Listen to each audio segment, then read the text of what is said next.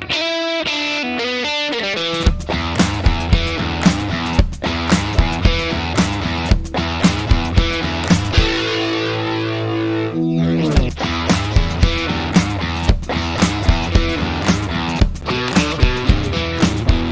is the Fantasy Roadshow.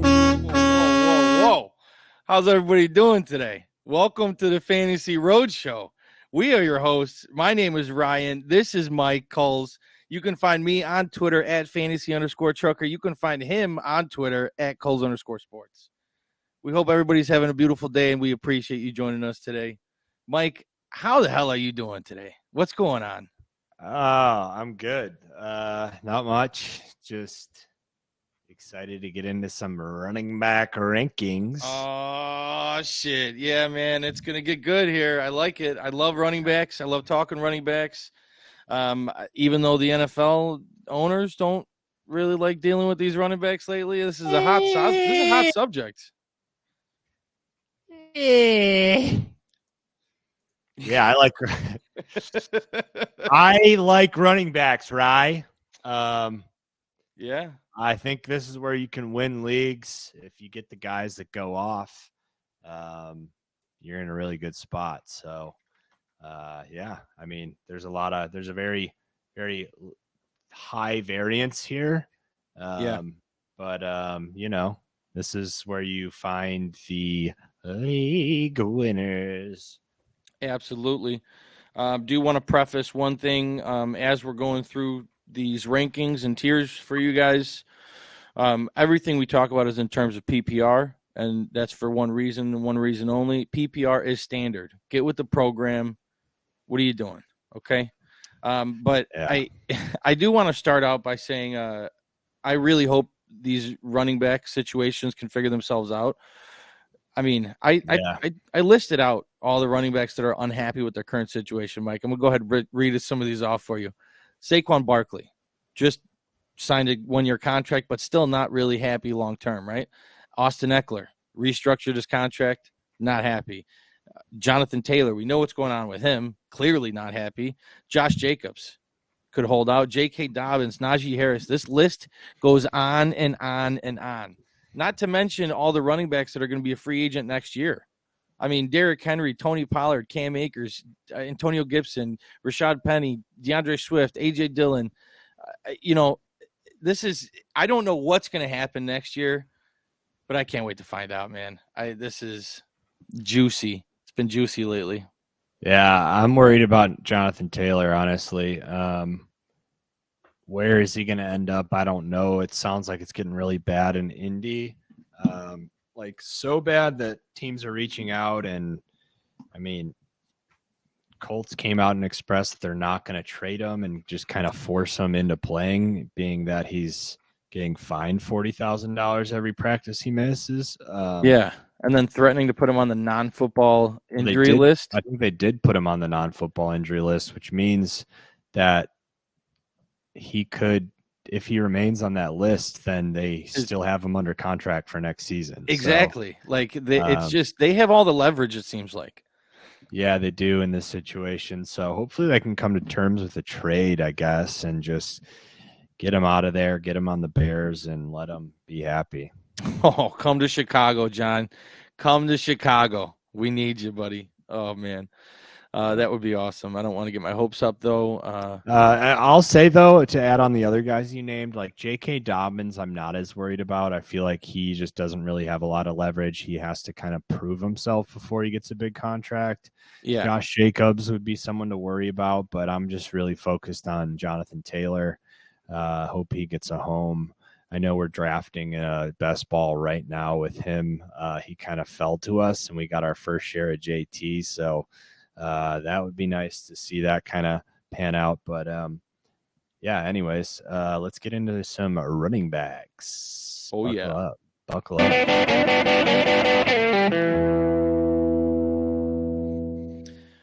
All right, so I think we're in agreement on who our number one running back is this year. And I'm going to give you the privilege to talk about him because you seem like you are the number one drum beater of this bandwagon for Mr. Bijan Robinson. So take it away, Fucking Mike. Bijan. RB1 Bijan. I love Bijan. I would take him depending on the format in which your roster is. I would take him as high as 101, maybe. I mean, I understand people wanting to go chase Jefferson regardless of scoring, and I kind of understand that. I would probably agree with you. I would go chase Jefferson 103 Bijan. That's what I'm looking at. I love Bijan. I will always love Bijan. The only way I don't go him 103 is if it's a 3 wide receiver league with maybe like a flex or two, and then you have the ability to start 5 wide receivers. Then there's just so much value there going wide receiver early and just stacking it. But yeah Bijan, he like I said, I love him. I'm probably, as you said, the number one in the fantasy space that is just pumping Bijan up. He looks incredible. He is like a next. He's like a McCaffrey on steroids in that, like, he's this next generation where he'll catch balls.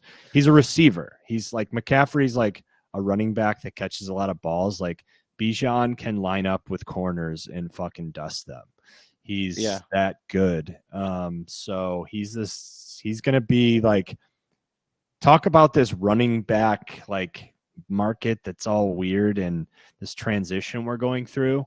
Well, Bijan's going to be the guy that like gets paid like a fucking wide receiver because he's that, like, he's going to be the guy that changes everything. I mean, okay. So I like what you're going. I like where you're going with there. Maybe Bijan is the one that could fix the landscape for running backs here in a couple of years. And fix it, but also just be like, I'm way better than you. If you want to get paid like me, then become a full tool back like I am. Yeah, like McCaffrey. Like McCaffrey is. Like, he's getting 16 mil, and Taylor wants to match that and get 16 mil, and they're like, guys, you have fucking a lot of carries on your belt for a young man, and you don't have that McCaffrey shiftiness that, like, he's just not McCaffrey, right? So yeah, I think also Taylor's just negotiating like a year too late. Like, you're coming off a really bad year. It's just not a good time to try to puff out your chest like that. But yeah, man, Bijan's great. We have him at number 1. I mean, we saw what the team did with Algier. Yeah, hook 'em, baby. We saw what the team did with Algier last year. 5th round draft pick and had over 1,000 yards rushing.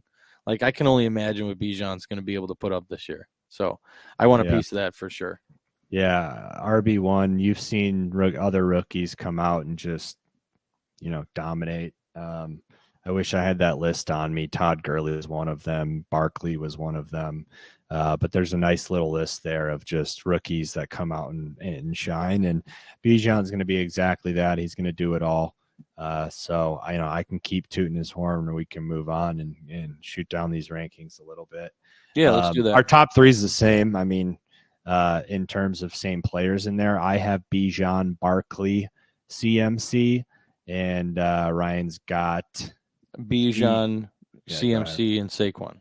Yeah, so I love Barkley. I think he's going to have another huge year. CMC, we know what he is to that offense. I don't need to say anything on either of them unless you have anything. No, they're kind of interchangeable for me. I'm totally fine with how you have them listed. They're just elite running backs who can catch the ball and are very active in the passing game. I mean, we all saw what Christian McCaffrey did. We all saw what Saquon did last year. We're expecting very similar seasons, if not better than last year.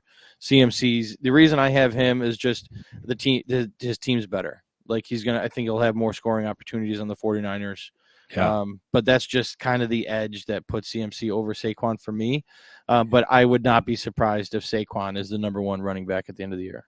Yeah, so here's the difference for me. The reason I have Saquon over McCaffrey, same thing as we said, skills out of not even a question. But for me, Barkley's a bigger part of that offense than CMC in that, like, more of it relies on him. Mm-hmm. So I think that he's just going to, like, in order for the Giants to have success, Saquon has to absolutely go off. In order for the Niners to win games, they can split that backfield with Eli Mitchell, and that's why you see me so high on Eli as well. Is like I think that throughout the season, especially early on, until like games really, really, really matter late in the season, like you have the luxury, if you're the 49ers, in a great back and Eli Mitchell, to kind of stagger and take some of that production away, take some of that heavy lifting away. So is that 10, 15 carries? Like, yeah, I think that's what it's, I literally think, he can get in that range every single game, which to me takes away a little bit of that value where I think Saquon is the Giants offense. So that's why I have them switched around. But I mean, McCaffrey's still going to be a beast. He's still going to he's Christian McCaffrey. He was a cheat code for the longest time in fantasy. Yeah. One other thing I wanted to mention real quick on those two before we move on. It's a stat that you don't necessarily like, but it's strength of schedule. Yeah. The strength of schedule for running backs, CMC, the 49ers have a favorable matchup for running backs. They're ranked, projected favorable schedule for running backs. They're 7th easiest, and Barkley is down at 29th easiest. So that's bottom 5 for a pretty tough schedule for Barkley. But let's clarify that it's not that I don't like that stat. It's just like I think it's funny that we're projecting like defenses strength of schedule for certain positions. It's just one of those things in my mind with fantasy sports that like you can get so as far into the weeds as you're willing to go. I mean, it could be pretty accurate in that a lot of the defenses are going to be similar. It's subject to change. Some teams are going to suck. It's going to change. Like, yes, 150,000% it's going to change. That's my point. You're 100% right, but it's a nice it's just a nice bit of information that this is what the projection is, and this is kind of what the landscape was last year going into this year. So just do with that as you will. Don't take it to heart is basically what we're saying. Well, that I just wanted to clarify. I don't hate it. I'm just that's what it is to me. So yeah. All right. Yeah. I have at 4, 5, 6. I have Breece Hall, Jonathan Taylor. A little bit of question marks there, but the ceilings are so high if playing. I have Nick Chubb at 6, and he could have his best year this year. No Kareem Hunt, great offense. That offense should take a huge step forward. They're saying that he could catch some balls, which would be awesome for him and his fantasy. But anyways, he's going to have a Nick Chubb great year. And then Eckler at 7, Derrick Henry 8, Pollard 9, and Josh Jacobs 10 to round out my top 10. I'll let Ryan say his here in a second, but there's Jacobs question mark there, Taylor question mark there. I'm pretty confident Breece Hall is going to step in and have a role week 1, so I'm not too worried, but people are worried there. I mean, he's being drafted at the 11th running back, and we have him up. You have him at 4. I have him at 6. We're both really high on Breece. Yeah. So, I mean, if you want to go safe, you go Bijan, Saquon, McCaffrey, Chubb, Eckler, Henry as your top because there's not really any question marks. But, we're taking some gambles with the other few. But, go ahead and round out your top 10. Yeah, so at 4, I have Austin Eckler. 5 is Nick Chubb. Then Breece Hall at 6, followed by Derrick Henry, Jonathan Taylor, Josh Jacobs, and Najee Harris. I have Austin Eckler up there just based on what he's done over the last few years. Like, he has been one of the best running backs. He led the league last year in targets and receptions, partly due to the injuries to the wide receivers. How many balls did he catch? Something insane. Tell me it wasn't 100. I have it.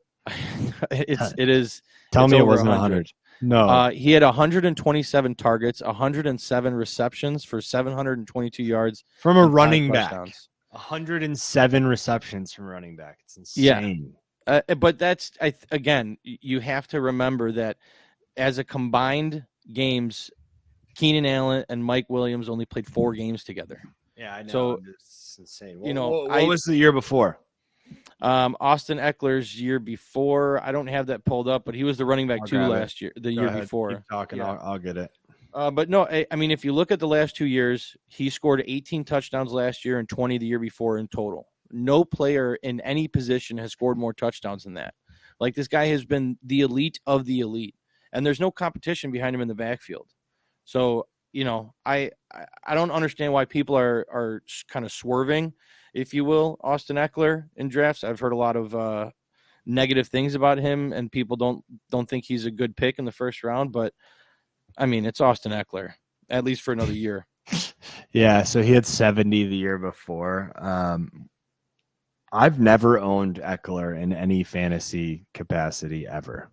I did 2 years ago, and I rode him to a championship. Like it was, he literally single-handedly pretty much helped me win a championship. So, I mean, I don't, maybe that has something to do with my feelings on him, but he's just. No, it doesn't. The proof is in the pudding. Exactly. The numbers don't lie, man. Yeah. So, and then Nick Chubb, I did want to talk about him. I'm really, really high on Nick Chubb. I keep wanting to move him up, but obviously it's hard with Eckler, Barkley, McCaffrey, and Robinson. But Nick Chubb, the Browns have the number 2 ranked offensive line going into this year. Like, he's at least 8 touchdowns and over 1,000 yards every year. The guy's a perennial guy, and he did that all with Kareem Hunt still in the offense involved. Now he's got it all to himself. The sky's the limit for Nick Chubb, man. I really hope he can catch around 50 balls this year and really propel himself into being in conversation for the number 1 running back. Yeah, there's a good chance I bump Chubb and Eckler over JT here. Oh yeah, if we don't get some news here pretty soon. But Chubb. But yeah, Chubb right now, ECR Eckler's 1.8. So, Barkley's 4. I'm personally just taking Barkley over Eckler, but I have no problem with anyone putting Eckler, that's as a high tough as they one want for me. to. Yeah, so. it's kind of like these 4 running backs between Bijan, Saquon, Christian McCaffrey, and Austin Eckler. I'm fine with all 4 of those being in any order personally. It's totally understandable to me. But after that is a teardrop for me. I understand it as well. Besides Bijan, besides your love for Bijan, if you don't have Bijan at your number 1 running back, then you're dead to me. And I think you just, no, yeah. I mean, he's just, you're not going to get me to say anything bad about him. I've just never really owned him. So I'm going, if he's on the board and so is Saquon, I'm going Saquon. That's all I got to say. Yeah, no, that's fair. So after our top 10, if you want to start going through 11 through 20 here. I have – go ahead. So I got Ramondre 11, Najee 12, Aaron Jones 13, Travis Etienne 14, and Dobbins at 15. Ramondre is another guy that as of right now, he's going to get fed. I do think that they're going to, as of right now, as in they're not going to sign someone else, which they probably will end up signing a Zeke, Dalvin, Fournette, one of those 3 guys. But, if it stands today, I think Pierre Strong's going to get a little bit of some work. I don't know much about Kevin Harris, but I think Pierre Strong could fit into a James White role. But for the most part, it's Ramondre's backfield right now as it stands. That's why you see him at 11. Unless something significant changes, he's going to stay there just because of what he means to that Pats offense. I mean, kind of like I was talking about Saquon. If they're going to have success, he needs to go. I think the same with the Patriots. They just have such a bad wide receiver room as well. Bad. It's a bad wide receiver room. I tried to cut him some slack and say we don't know who's going to be where, but it's just bad. So Ramondre is going to get fed, and he's going to have to produce. Najee, he always gets the ball. We're hearing about Warren a little bit there, saying he looks really good. Tomlin likes him, but that's Najee's backfield. It's going to continue to be. And then Aaron Jones is a guy that we're both relatively high on. We have him at 13. His ECR or his ADP's at 16 right now. Go ahead and talk because I just thought of something. Okay. Yeah, I have my 11 through 15, just a quick summary here. It's Tony Pollard 11, Ramondre Stevenson 12, Travis Etienne 13, Aaron Jones 14, and Joe Mixon at 15. I'm a little bit higher than you, Mike, on Joe Mixon.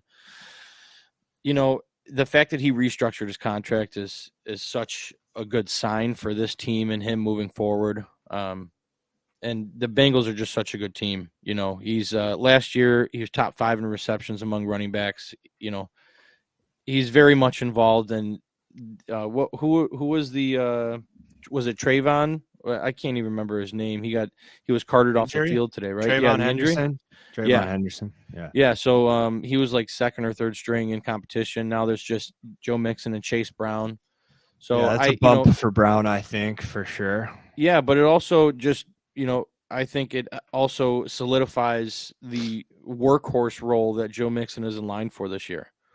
Like, I think I don't think that changes it all. I think that Chase Brown just definitely has that role because, like, Travion Henderson kind of sucked anyways.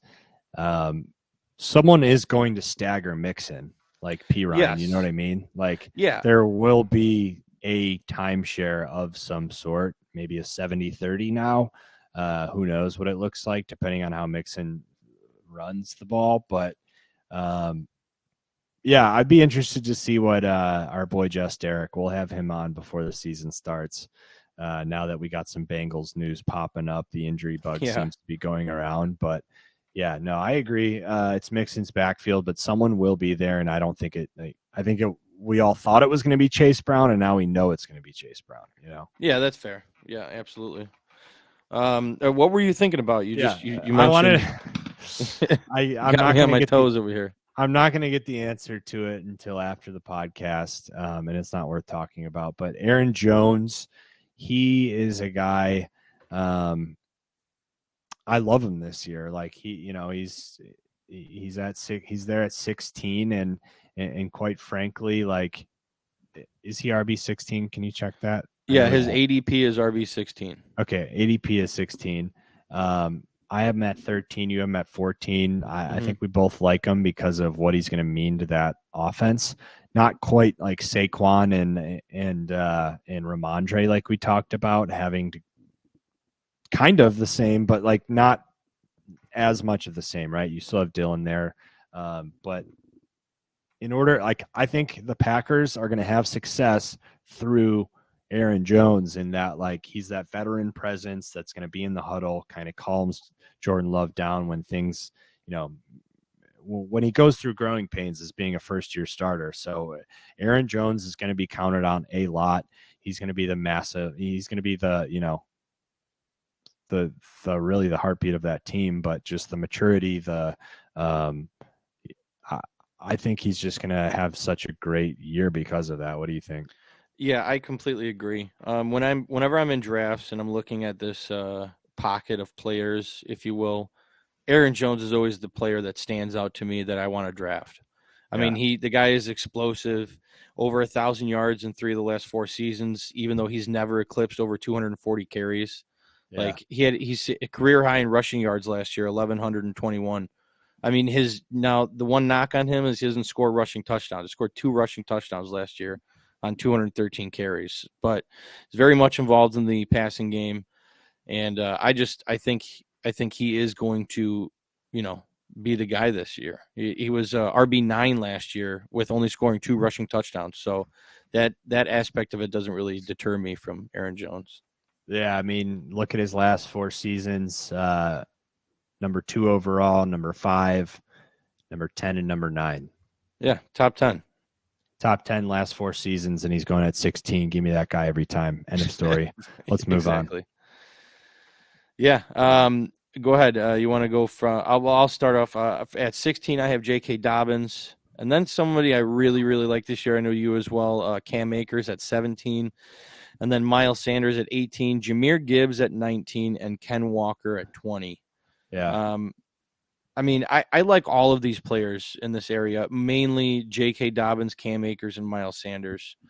Those are usually who I'm looking at. What about you, Mike? Yeah, well, so I want to talk about ETN also. This is a very important – this may be the most important area of running backs. Because if you're going wide receiver early, then this is who you're looking at to fill as your RB1, so you have to hit. And we think that that's the best play, right, this year? Like, after all the drafts we've done, I think my favorite outcomes have been wide receiver early, and then in the third round, grabbing your RB1 in this area. And these are these guys. So I don't, yes and no. I think it depends. It's going to depend on the roster construction. Like if it's two running back, two receiver, a flex, I think that changes things a lot. Okay, yeah, I see what you mean. I most of the drafts and most of the leagues we're in were pretty heavy wide receivers. If it's two running backs, three wide receivers, and a flex, then yeah, I think that makes a lot more sense. Go ahead. But if it's more traditional, wide receivers. But yeah, if it's traditional, then like I don't know. I mean, it depends on who you're going. You know, I would rather have a Bijan, Saquon, and Garrett Wilson. I don't know what. It's hard to say what that would look like based on the draft board, but that answer is hard for me because I like to get an edge in the first two rounds while being safe. So like I either want to go wide receiver, or running back almost always, because then you have an edge on basically anyone, right? Like you're creating a positional advantage. I want to create a positional advantage early and then, be confident that I can kind of fill in with depth later. But if you're going to, so that's why I'm saying like, yes, I also agree with you because wide receiver is so that top of the wide receiver, the first, I don't know, call it 12 is very heavy to where you can stack up two of those guys, rely on one of these guys on the third and fourth round and be good. That being said, it does depend on roster construction for me. Because like we just talked about at 103, I would probably lean like whoever my number 3 ranked wide receiver is instead of Bijan, if you can roster that many wide receivers. But anyways, so I have Jones 13, 14 ETN, Dobbins at 15, Akers 16, Jahmyr Gibbs 17, and then I have Mixon, Rashad White, and Ken Walker to round out the top 20. ETN, I've talked about him before. I just think that his role solidified. He's going to take another step forward, as well as that whole offense. Dobbins, really the same exact story.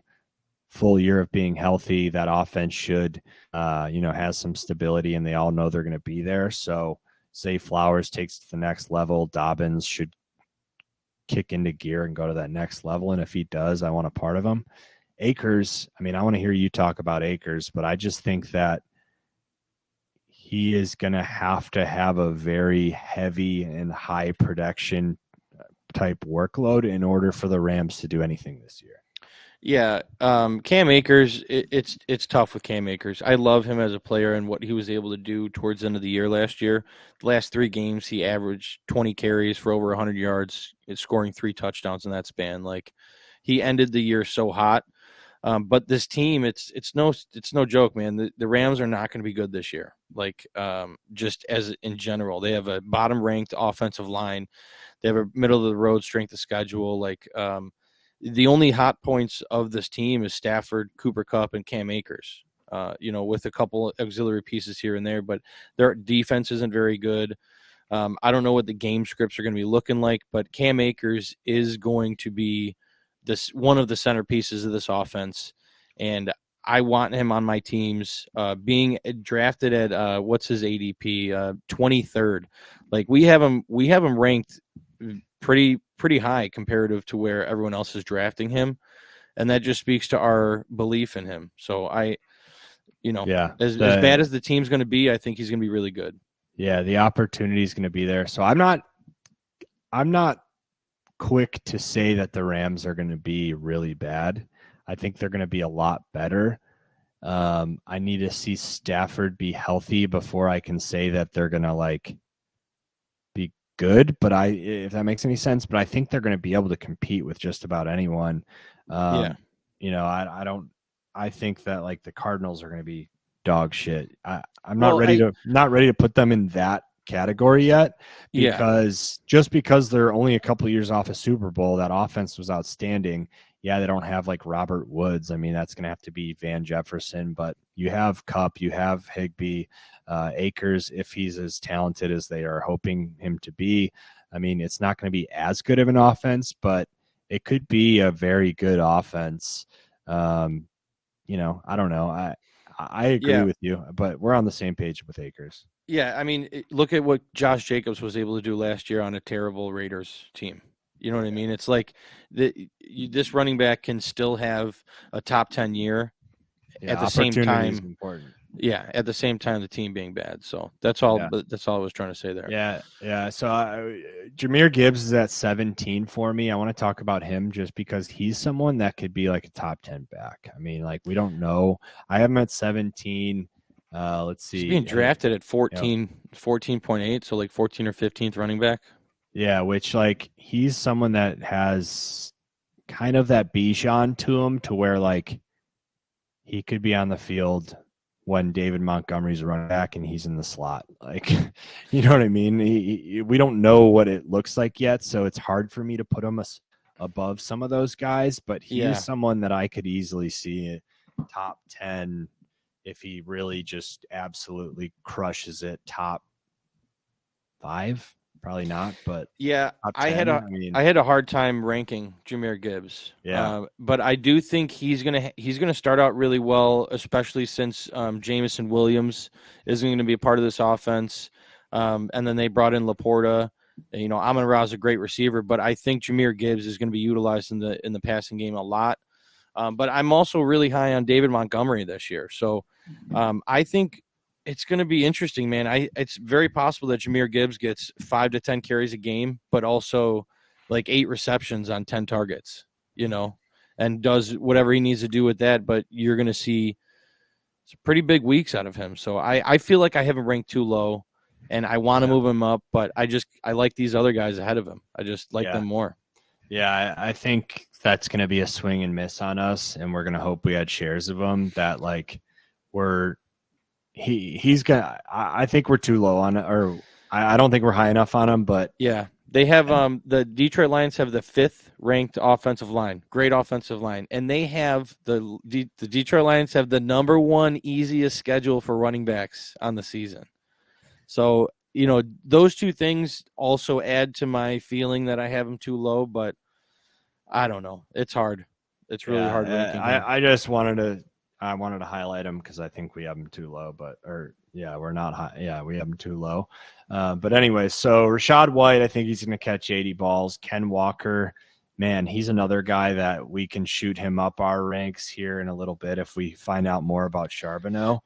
Yes. I don't know what's going to happen there. I don't know that. Out indefinitely. I don't know that we're going to get answers, so it's really not worth talking about, to be honest. I got Swift at 21, Kamara at 22. We should actually find out this week about Kamara. I know he's sitting down with Goodell, so that's going to be noteworthy. He's another guy that you can see on the move in these ranks. These rankings are fluid. Ryan talks about it all the time. You got to be like water is, I think, his. Yeah, you got to. Yeah, it's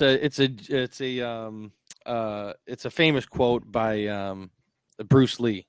Be water, you know. Be water. You got to. Yeah, be when water. a water goes into a vase, the water becomes the vase. So it's like you just go with the flow. But don't be stuck in your ways. Just kind of hear what's going on. Listen to the scuttlebutt, ears to the ground, and make moves accordingly. Yeah, and we're gonna post these rankings, so you're gonna see our changes live. But like, that's a guy, you know, Kamara.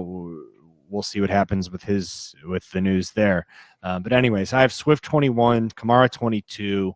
Sanders 23, James Cook 24, and I have Dameon Pierce at 25. It looks like I'm a lot higher than you on Swift, and then a little bit higher at each of those other players I mentioned. Actually, never mind. Besides Sanders and Pierce, so talk to me about Sanders. I know that's your boy.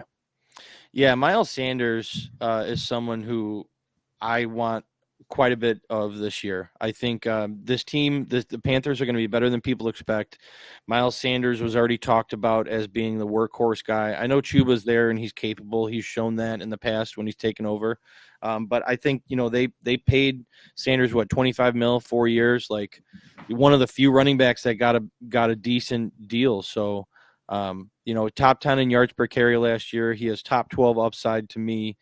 The offensive line is great over in Carolina, top 10 offensive line. Like I like him this year. I think he's going to be heavily involved in the passing game, become a security blanket for Bryce Young. And I think at where he's being drafted, he has a pretty good chance of entering that top 12 and becoming being an RB1 by the end of the year. Yeah. So I feel differently about Sanders. We've had this conversation, I think multiple times on the podcast now through the first 25 episodes, certainly off the podcast. But yeah, I mean, for me, like, I just don't believe in his talent and that he can support this much of an opportunity, this like workhorse role. I think he's more of a role player type running back. So for me, I think that's going to all fail. That being said, they're going to give it every single shot they can, and then they'll lean on Chuba Hubbard a little bit. But, yeah, that's why I have him at 23. I think from an opportunity standpoint, it's one of the better ones. So, they're certainly going to feed him, and we're going to have to see what he's going to do with it. I'm betting he's not going to do much. That's really all.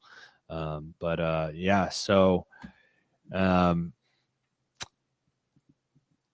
I want to hear what you have to say, just because I mentioned Kamara at 22, you have him at 24. I want to hear like your thoughts on that Saints backfield, because there's a lot of conversation there.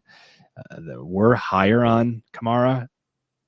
We have him at 23 in our combined rankings, and he's getting drafted around 28. So yeah, why are people so low on him? What do you think? What are your thoughts on Saints backfield? Well, Kamara, I think, is still dealing, or that ADP of 27, 28 is still because of the whole legal situation.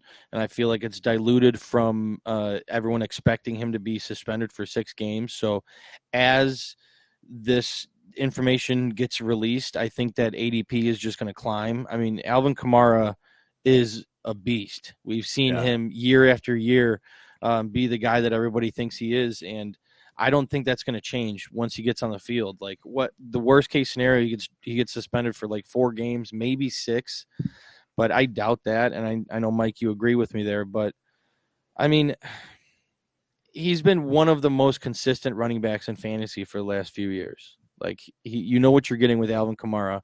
I think Derek Carr, the quarterback, I talked about him in our quarterback rankings, but I think he's got a lot to prove this year, and I think he has a breath of fresh air being on the Saints, and he's going to get Alvin Kamara involved in the passing game.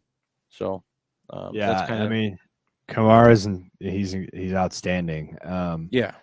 His entire every year of his career, first year in the league, running back 3.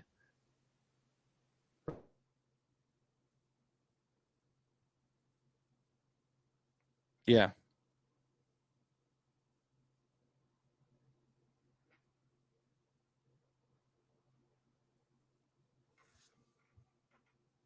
You there, Mike?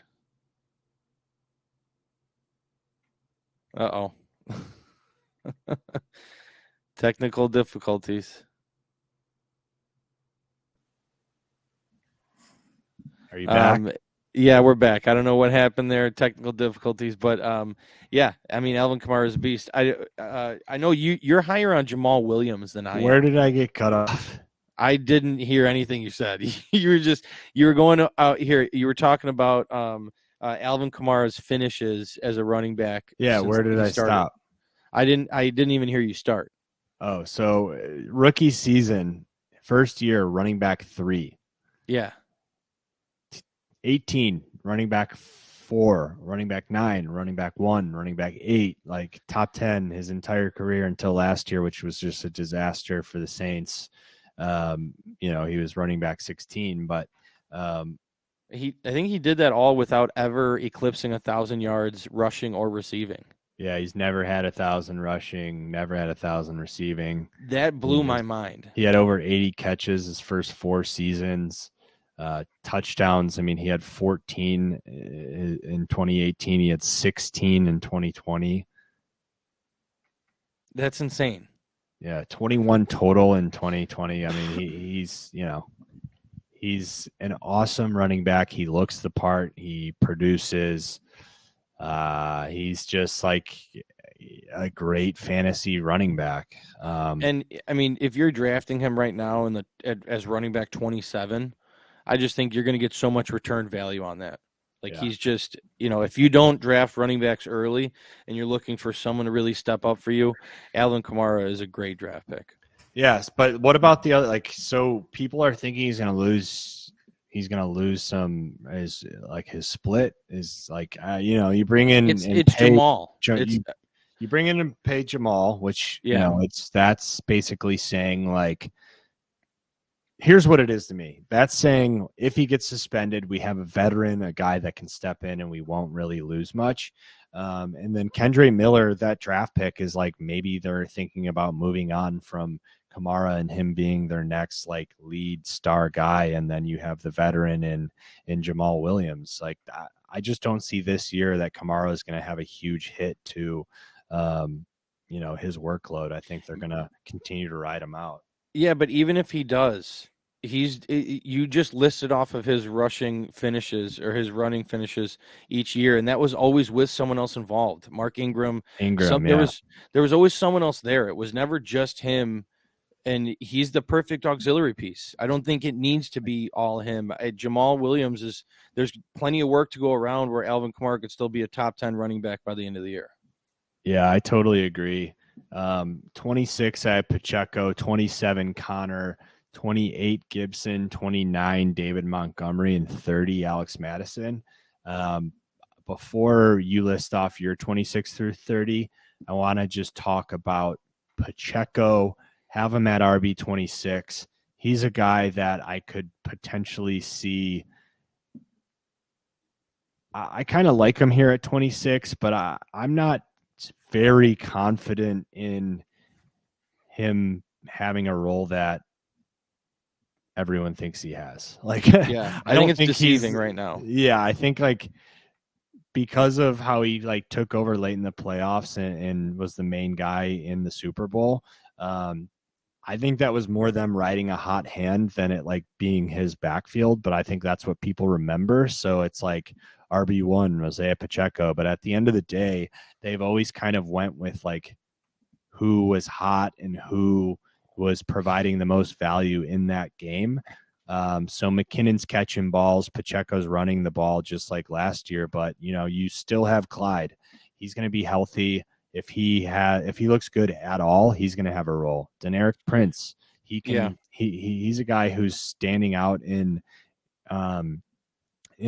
training camp, catching the ball. Like they're saying he looks great catching the ball. If they think he looks as good, if not better than McKinnon, they're not going to be loyal to McKinnon. They'll stick Prince right in there. Like there's Andy Reid is by committee as it gets right now with his backfield, and they're going to put out the best guy there. So I don't know, Pacheco, I have him there. I'm starting to get a little bit more sour on him because of that, but tell me about what you think.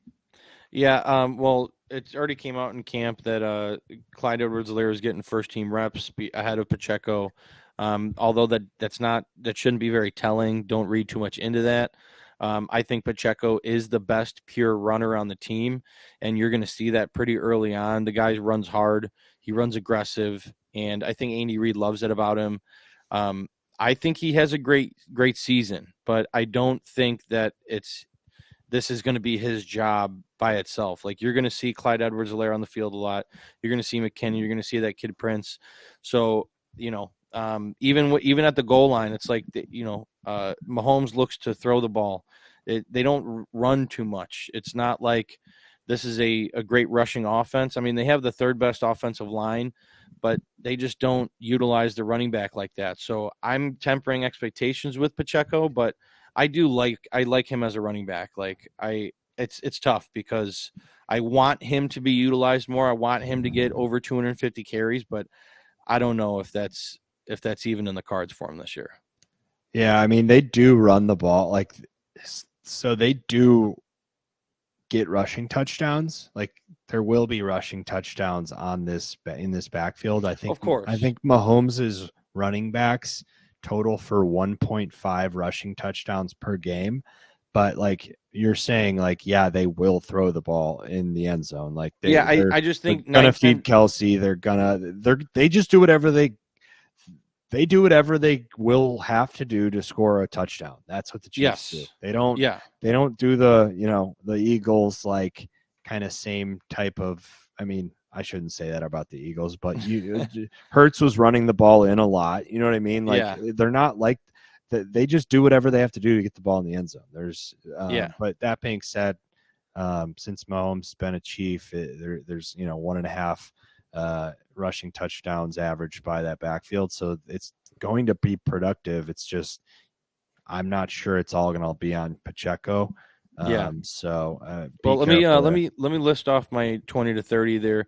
I had Rachaad White at 21, Dameon Pierce at 22, James Conner at 23, Alvin Kamara, Alexander Mattison, James Cook, Isaiah Pacheco, Antonio Gibson, David Montgomery, and then Rashad Penny at 30. Yeah, so Gibson's a guy there at 28. We both are high on him. I mean, his ADP is 35.8. We have him at 28. I think we're both in the same. We both feel the same way about the Redskins backfield. Brian Robinson sucks, and Gibson is very talented, and he's got a new coach in Bieniemy who likes to get creative with the running backs. So one way or another, he's going to produce. What do you think? Yeah, I'm drafting Antonio Gibson again in this pocket of players. Antonio Gibson, just like Aaron Jones, is someone that just jumps out at me like I want him on my team. Yeah. He's a massive guy for a running back, 6'2", 220. Like, he's a pretty big guy, and he's been utilized quite a bit in this offense. And I just, again, like you just said, Brian Robinson, I don't believe in him. Yeah, he's going to get looks pretty early, but I'm not drafting him anywhere. And I just think Antonio Gibson's the more talented guy. So I agree. We're halfway home here in these running back rankings. We're gonna fire off. I'm gonna list off my 31 through 40. Ryan's gonna go ahead and do that as well after me, and then we're gonna talk about anyone that we think is noteworthy, worth talking about here. But this is when you're starting to get down there. I think it's worth talking about, like, what their role is going to be. But anyways, that's kind of how we're going to structure this, the rest of this podcast. So I have 31 Javonte Williams, Samaje Perine 32, Jamal Williams, Eli Mitchell, Khalil Herbert 35, Dylan 36, Charbonneau 37, Damian Harris, Jerick McKinnon, Rashad Penny to round up my 40. Yeah, and I have at 31, I have DeAndre Swift, followed by Charbonnet, which might have to take another look at now that this injury situation popped up. But I have be moving. Yeah, Khalil Herbert at 33, followed by Javonte Williams, Dalvin Cook, Samaje Perine, A.J. Dillon at 37, Damian Harris 38, Devon Achane, and Jamal Williams. One thing that stands out to me is I just have Dalvin Cook ranked really low. I'm not sure what's going on with the situation, where he's going to sign, but the way I look at it, unless he signs in Miami, which if that's the case, I'll probably move him up. But if he doesn't sign in Miami, I just don't think he has much of a role where he's going to be any type of what he once was. So I think there's a lot of fool's gold there in Dalvin Cook. I'm not drafting him at his his ADP. Excuse me. Yeah, I don't need to talk about him. I don't even have him on my rankings until he signs. That's fair. I just leave him, Zeke, Fournette off of my rankings until then. So, anyways, he'll be put into his appropriate ranking spot when he signs. But until then, I don't have him in my rankings. So, who do I want to talk about? I think I'll want to talk about the 31 and 32. I have Javonte Williams and Samaje Perine. I'm very high on Pirine. I think he's going to have a role regardless. Javonte Williams, he's supposed to having some heroic recovery there. I just like, It's I don't hard to know. believe. It's hard to believe. So until like I see him in the preseason running the ball, which I don't even know if he's going to do that, right? I mean, like, I saw won't. reports today. He's back at practice, fully padded up and with no restrictions.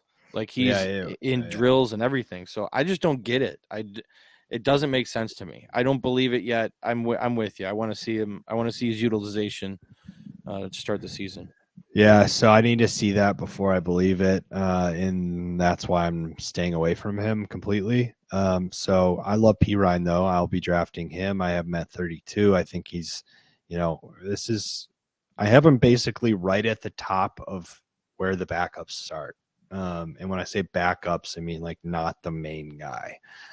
So, he's someone that I think is going to have a massive role early on and then establish himself in the offense and have one all year. So I'm high on Pirine. Elijah Mitchell's another guy I'm high on, as we talked about earlier. I have him at 34. You have him down at 43. For me, it's just I think he's going to have a supporting role to McCaffrey. He's going to be involved to kind of keep McCaffrey healthy and, really I don't see any need based on how good they are to feed McCaffrey like that. So, that's why I have him there. I think I want to kind of expand on that. I want to make something clear to everybody that's listening. If you have Christian McCaffrey on your team, you need Elijah Mitchell. At all costs, I usually don't go out of my way to target handcuffs, but that is one handcuff that I'm going to make sure if I draft McCaffrey in the first round, I am not leaving that draft without Elijah Mitchell. Mike, I want to ask you, you think Elijah Mitchell has standalone value? Because I don't. 100%. I think you, yeah. So I mean, that says something right there, in my opinion. Yeah, I 100% do. I think that's why I have him that high. I would ask you the same thing as, do you think Khalil Herbert has standalone value? Do you think A.J. Dillon, I'm just trying to find guys in the ranks of where I have him ranked. Do you think A.J. Dillon has standalone value? Well, no, I think the two names that you brought up with Herbert and Dillon, the teams around them are significantly worse than the team with Elijah Mitchell. But Khalil Herbert's going to be in timeshare. I'm not sure you're going to want to start, let alone roster Khalil Herbert or Dante Foreman as long as they're both healthy. And A.J. Dillon, I just think, is very lackluster. We haven't really seen much from the guy. So I would say Herbert more so than Dillon, but either one of them, I don't really. I think I'd almost like. It's hard because that's where you have these guys ranked. That's why I'm saying that. Yeah, no, absolutely. It's hard to rank them lower because they're going to have a role, and that role is not defined yet with Herbert. A.J. Dillon, it is. But, I mean, how much are the Packers going to be running the ball? If they're going to be running the ball a ton, Dillon could have a bounce, or not a bounce back, but somewhat of a baby breakout season. But to me, if Christian McCaffrey is fully healthy the whole season, Elijah Mitchell, to me, doesn't have much standalone value. I don't think I'd be willing to start him on a weekly basis with McCaffrey fully healthy in the roster. Oh, and I know you feel I'm not differently. Start him. I'm going to keep him on my bench and like. Okay, so what I meant by standalone value is like a flexible player. Like, would you feel comfortable putting him in your flex on a bye week when you're riddled with buys? Well, yeah. I mean, I think he's going to have 8 points per game, call it, maybe even a little bit more. He's going to have, he's going to be a consistent. He's going to be a consistent back in an awesome offense. Like he's going to have, I don't know. I can project his numbers for you right now. Yeah.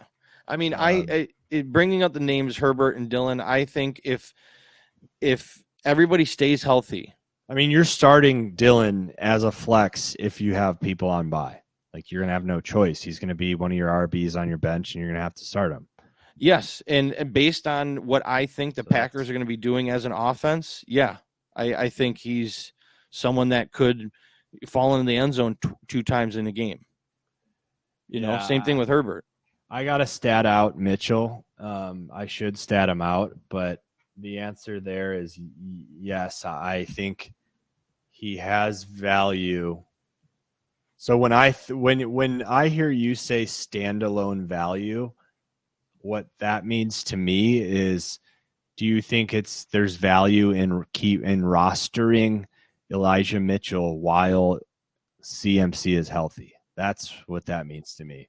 Yeah, and I should have clarified, because I mean, are you willing to start them in a pinch and trust them in your lineup even with CMC fully healthy?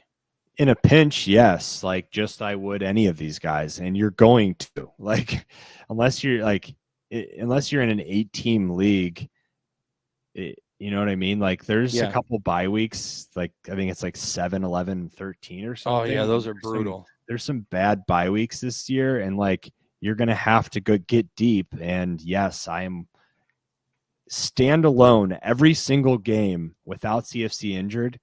I said he's going to get 10 to 15 carries a game. And to me, that's, those 15 carries are going to come when he's very hot, but he's going to get 10 carries a game. I'm pretty confident in that. 8 to 10 is going to be where he's at. And that's, I'd be willing to agree with you on 8 to 10. I think 15 is a little ambitious. Well, what did he average last year? I think it was like 12 and a half, something like that.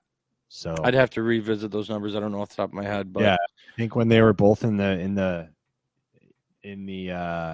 backfield together, he had something like 12 and a half, but we can fact check that later. Move on to wherever you want to. Going on. No, I'll list off 41 through 50 here. I got Jeff Wilson at 41, Jerick McKinnon 42, Elijah Mitchell at 43, followed by Roschon Johnson, who just suffered an injury. I don't know how severe that is, but Devin Singletary, Jerome Ford, Tank Bigsby, Kendre Miller at 48, Chase Brown at 49, who I'll probably end up moving up now, and Tyjae Spears. Am I saying that name right? I always feel like I'm not saying his name right. Tyjae Spears. Okay. Go ahead, list off your 40 to 50. Well, before that, I want to say that I did look it up, and like Mitchell's first game back, he got 18 carries. McCaffrey got 14 in 4 catches. So I don't know exactly what happened that game, but to me, McCaffrey's getting the ball early. He had 14 carries for 38 yards. McCaffrey wasn't having much success, and Mitchell gets a few carries, and he ended up with 18 carries for 89 yards. So he had, almost 5 yards per carry. McCaffrey was under 3. So that's the luxury you have, is if McCaffrey's not running well, then you feed the fuck out of Elijah. The next 2 games until he got re-injured, 9 carries, 7 carries. So, it's going to depend on how the game and script is evolving. And, he's not going to catch much balls, if any, but he's going to get 10 carries. He's going to get 60 yards. And I'm cool with that. He's been known to be very productive with any volume that he gets. So 5 yards per carry is a good metric for that type of running back. Yeah, so I have A-Chain, 41, Singletary, Jeff Wilson, Brian Robinson, Algier, Jerome Ford, Jalen Warren, Roschon Johnson, Raheem Mostert, and Gus Edwards to round out my 50. I think Jeff Wilson and A-Chain, we've talked about Miami's backfield. I don't know what to do with that. Yeah. Yet. If you haven't listened, check out our AFC East breakdown. Yeah, we broke them down earlier today, actually. Hence the Astros jersey still on. But yeah, I mean, until I know that those 3 are in the backfield, I'm not really going to want to comment much on them. Jerome Ford, someone I think is worth talking about. I think he's going to have a very legitimate role. We have him as our combined 46th running back, and his ADP is 57. So, we're high on Jerome Ford. I think he's going to have a great role with this team. He's going to have a Kareem Hunt-ish type role. You've already heard the offensive coordinator talk about that. So, as long as he produces in that role, that's his, Yeah. So absolutely. I don't know if you have anything else to expand on him. Well, no, he's just a sleeper candidate for me. I mean, you be targeting him later on in drafts, and this pocket of players, he has some serious upside. I mean, talk about so you were saying if you own CMC, you're getting Mitchell. Yeah, I think even more so if I own Chubb, I'm getting Ford. See, I don't know. Right now, this is tough when you're talking about handcuff players. With the amount of veteran running backs that are available still on the market, there's a lot of players that you would assume if the top guy goes down, that they're next up. But with all these veterans that are available, they're just going to get signed before that next guy has a way to step up. Elijah Mitchell is different, in my opinion, because the 49ers trust him. They've seen what he can do when he has the job. If CMC goes down, I don't think they bring in a guy to really take over that starting role. It's going to be Elijah Mitchell's. For me, Jerome Ford, I don't know, is going to be that caliber of player to take over Chubb's role. I think they'll bring in, name any of the veteran running backs that are available to be in a serious timeshare with Ford. So I like Ford as an auxiliary piece, but I don't know about that injury upside. So I disagree. I think you're right. I agree with you with the assessment of the Niners. I disagree in that, I think that Ford, I don't want to call it standalone value like you mentioned earlier, but I think there's value having him on your roster regardless. Even if you don't, even if it's not as a handcuff, but I'm getting Ford as a handcuff because I can get him later to where Mitchell's getting drafted at, 43, 43 against 57. So there's a pretty significant difference there. I'm not willing to go get a handcuff at RB 43. There's going to be wide receivers there that I think are valuable. I don't know, DJ Chark off the top of my head. I don't even know if that's in the same range, but just people that have higher ceilings, I guess you could say, to whereas when you get down to wide running back 57, it's like you're throwing fucking darts at that point. So I think he has standalone value in that if he catches 4 balls a game, there's value. But if there's an injury to Chubb, I think it's his role. So anyways, I know what you mean with the guys who are unsigned, and it's so hard to sit here and talk about that without knowing where they're going to be, because I don't think they're just going to be sitting around with their dick in their hand when the season starts. Either get a role before the season starts or they're not. I just don't think that that's really going to be. I don't think they're going to sign one, and then I don't think people are just going to be sitting there. So yeah, I'm not sure what to think about it. To me, I feel like a lot of these guys that are still available are kind of just hoping for, waiting for the next guy, because it always happens every year. One of these top tier running backs gets hurt during the preseason. It's just it's the unfortunate reality. But we can move on.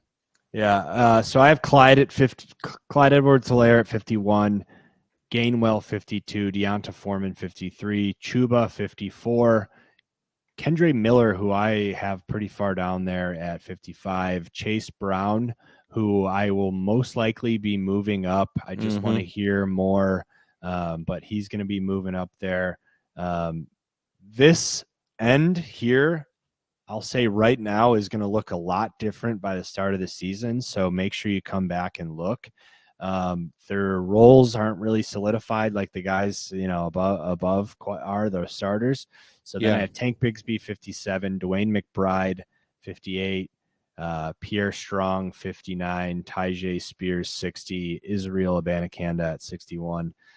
So that's kind of my final rankings. As I said, we can sit here and talk about these guys' skill sets, but I don't really think that's worth the time because it's going to come down to opportunity and how things shake out these next few weeks. So, I think it's worth more so to keep an eye on our rankings and then reaching out to us directly via Twitter, however you want to reach out to us and say, hey, what's this guy's role? How has it changed? Is he worth drafting? That would be my best way to navigate through. Yeah, I completely agree. Check in with us, see how much upside these players have. So at 51 in conclusion, I have Raheem Mostert, Jalen Warren, Israel Abanikanda, Zeke, Brian Robinson, Deontay Foreman, Tyler Algier, Chuba Hubbard, Leonard Fournette at 59, and Dwayne McBride at 60. But yeah, like Mike said, this area is probably going to be changing pretty much in the next couple weeks. Yeah, I mean, so we're definitely going to be talking throughout these next few weeks. We're going to be podcasting. We're going to be talking about these roles. You're going to be hearing about where they're moving to.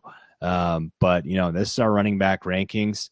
Our rankings are our rankings. They're going to be changing as we move forward, but we'll be talking about these guys during camp and how, preseason is going to change the roles for these guys. Like, preseason's not changing for our starters. Preseason's changing for these guys. You're going to see 100%. So we'll be talking about it. We'll be, almost like we're going to be reacting in game during the season starts about some of these starters, these top dogs.